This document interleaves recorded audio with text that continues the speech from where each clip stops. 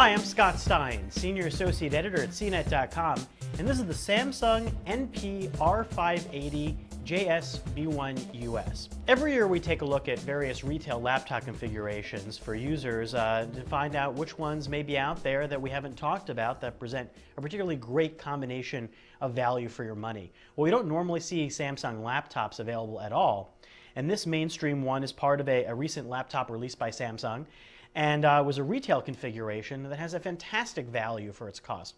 For only $829, the NP R580 includes 500 gigs on the hard drive, 4 gigs of RAM, a Core i5 processor, which is one of Intel's new Core i processor lineup, and also includes an NVIDIA GeForce 310M processor, which is really great discrete graphics if you want to do some casual or mainstream gaming.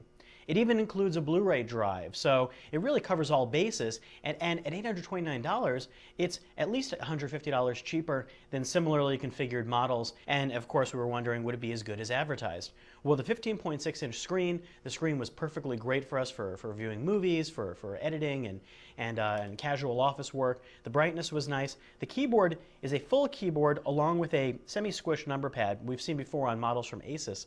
That is actually very comfortable to type on, sort of a raised chiclet-style keyboard that's becoming very popular, with the exception of the arrow keys over here that are a little bit squished on the side and are a little hard to locate. And the trackpad is okay. It's a matte trackpad that is flush with the rest of the laptop. One really cool thing is there are 4 blue LED lights, one in each corner of the trackpad, that let you see it in low lighting conditions. Sometimes it's hard to make out where your trackpad is when it's not inset on its own. One thing we really didn't like is the button beneath the trackpad, which is really narrow and flush and one of those rocker types, so you can't figure out where the discrete buttons are.